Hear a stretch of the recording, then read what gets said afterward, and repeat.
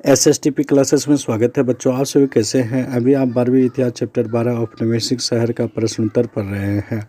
आज मैंने 9वां प्रश्न लिया है, नए शहरों में सामाजिक संबंध किस हद तक बदल गए। बहुत ही इम्पोर्टेंट प्रश्न है, नए शहरों में सामाजिक संबंध किस हद तक बदल गए।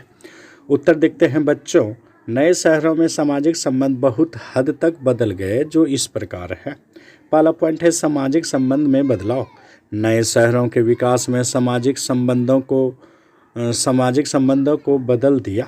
नए शहरों का वातावरण पुराने शहरों के वातावरण से भिन्न था।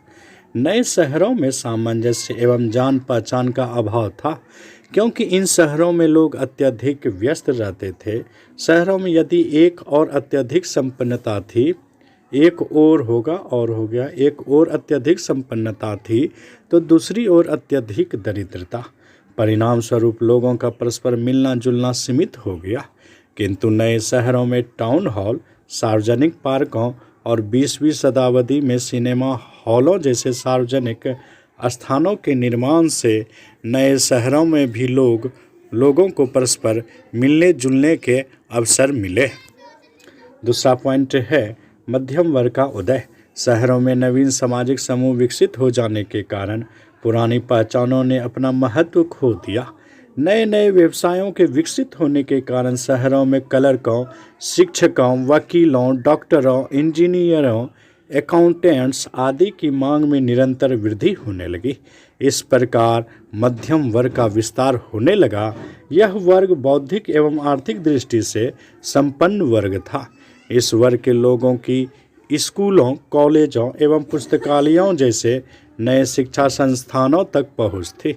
शिक्षित होने के कारण उनका समाज में महत्व बढ़ने लगा। वे अखबारी पत्रिकाओं और सार्वजनिक सभाओं में अपनी राय व्यक्त करने लगे। इस प्रकार बहस एवं चर्चा का एक नया सार्वजनिक दायरा विकसित हो गया। सामान्य जागरूकता का विकास होने लगा और सामाजिक रीति रिवाजों, कायदे कानूनों एवं तौर तरीकों की उपयोगिता पर अनेक प्रश्न चिन्ह लगाए जाने लगे। तीसरा पॉइंट है महिलाओं की स्थिति में परिवर्तन।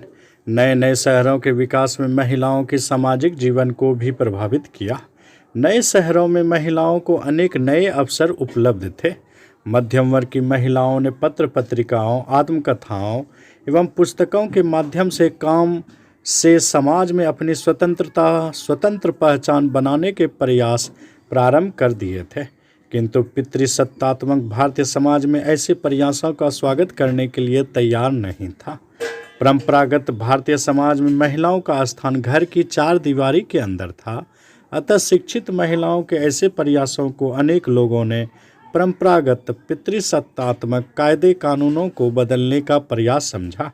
महिलाओं की शिक्षा की पुरजोर वकालत करने वाले सुधारक भी महिलाओं को केवल माँ और पत्नी की परंपरागत भूमिकाओं में देखना चाहते थे। किंतु शिक्षा के प्रसार ने महिलाओं में जागरूकता को उत्पन्न किया और धीरे धीरे सार्वजनिक स्थानों में महिलाओं की उपस्थिति में वृद्धि होने लगी। महिलाएं सेविकाओं, फैक्ट्रियों, मजदूरों, शिक्षिकाओं, रंगकर्मी, फिल्मकारों के रूप में शहर के नए व्यवसाय में भाग लेने लगी। किंतु घर से बाहर सार्वजनिक स्थानों में जाने वाली महिलाओं को सामाजिक दृष्टि से सम्मानित नहीं समझा जाता था। अगला पॉइंट है मजदूर वर्ग का उदय। नए नए व्यवसायों के अस्तित्व में आने के परिणाम स्वरूप शहरों में शारीरिक श्रम करने वाले गरीब मजदूरों अथवा कामगारों का एक नया वर्ग अस्तित्व में आने लगा। मजदूरों एवं कामगारों के लिए शहर का जीवन संघर्षों से परिपूर्ण था।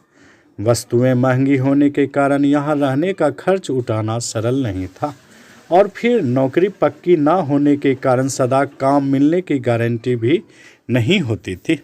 इसलिए रोजगार की खोज में गांवों ने वहाँ अपना एक पृथक संस्कृति की रचना कर ली थी, जो जीवन से परिपूर्ण थे। वे उत्साहपूर्वक धार्मिक उत्सवों, तमाशा, स्वांग आदि में भाग लेते थे। तमाशा और स्वांगों में वे प्रायः अपने भारतीय एवं यूरोपीय स्वामियों का खूब मजाक उड़ाते थे। अगला पॉइंट है यातायात के साधनों का विकास।